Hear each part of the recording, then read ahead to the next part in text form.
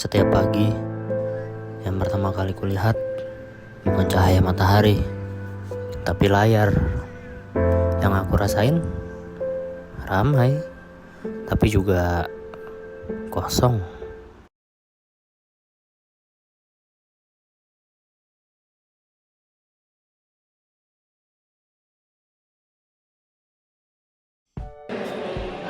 Nah, kalian tahu gak apa tadi yang dialami sama Mas Faiz tadi?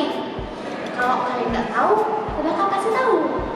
Nah, fenomena tadi disebut dengan overstimulasi media sosial. Overstimulasi adalah fenomena ketika otak terlalu banyak menerima rangsangan dalam waktu singkat. Gampangnya itu kita ibaratkan otak itu sebuah gelas. Misal notifikasi yang masuk, pesan-pesan, dan saat kita scroll TikTok, kita ibaratkan itu seperti air yang kita masukkan dalam sebuah gelas. Apabila informasi yang kita terima itu terus-menerusan kita terima dalam waktu singkat, akibatnya gelas itu bakal tumpahkan seperti halnya otak. Apabila informasi yang kita terima terus-menerusan dalam waktu singkat, itu bisa menyebabkan otak akan melebihi kapasitas yang seharusnya, sehingga menyebabkan overstimulasi media sosial. Apa sih akibatnya? Akibatnya itu otak bisa mudah terdistraksi, kemudian sulit untuk fokus dan cepat lelah. Selain itu, hal-hal kecil bisa membuat kita gampang emosi. Menurut Spiller, otak kita itu punya batas. Kalau kebanyakan informasi, otak kita itu jadi kewalahan. Apalagi akibatnya kita jadi susah fokus, cepat lelah, emosi gampang berubah-ubah. Apalagi kalau ditambah kita bikin konten, scroll TikTok, kita kira itu produktif, padahal energi kita makin habis. Nah, ini tuh disebut digital fatigue, yaitu rasa capek secara mental dan fisik karena terlalu lama menonton layar HP.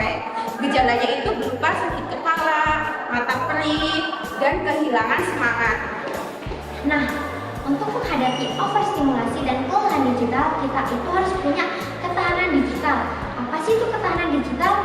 Ketahanan digital adalah kemampuan seseorang individu untuk tetap sehat secara emosional, fisik, psikologis maupun sosial dalam menghadapi tantangan hidup yang ada. Di zaman sekarang yang kita dibanjiri banyak informasi dari media sosial, dari internet maupun informasi digital lainnya. Dari situ pentingnya ketahanan digital yang harus kita punya. Ketahanan digital penting karena dari situ kita bisa mengelola informasi baik yang harus kita terima dan mana harus yang kita abaikan. Ketahanan digital bukan berarti kita menolak teknologi, tapi bagaimana kita cara mengelola secara sehat informasi yang kita dapatkan. Ini bisa mencakup kita bisa mengelola screen time kita, lalu kita bisa mengelola informasi yang ada secara sehat, kemudian kita bisa menolak FOMO yang tidak sesuai dengan diri kita, dan yang terakhir kita bisa menghindari cyberbullying dan komentar negatif yang ada di media sosial. Untuk menghindari fenomena overstimulasi media sosial dan kelelahan digital, kita perlu menyiapkan beberapa upaya promotif dan preventif. Upaya promotif, 1. Literasi digital, mampu membedakan mana informasi sehat dan informasi hoax. Kedua adalah pola hidup seimbang antara digital, fisik, dan sosial. Ketiga adalah aktivitas bermakna, seperti hobi, jurnalistik, hingga spiritualitas. Kemudian untuk upaya preventif, 1. Digital detox, 1 jam per hari bebas gadget. 2.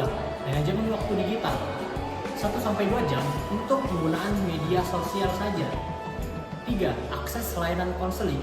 Dan 4. Membangun dukungan sosial seperti teman, keluarga, dan komunitas. Nah, tadi itu adalah upaya-upaya yang dapat kita lakukan untuk menghindari overstimulasi media sosial dan kelelahan digital.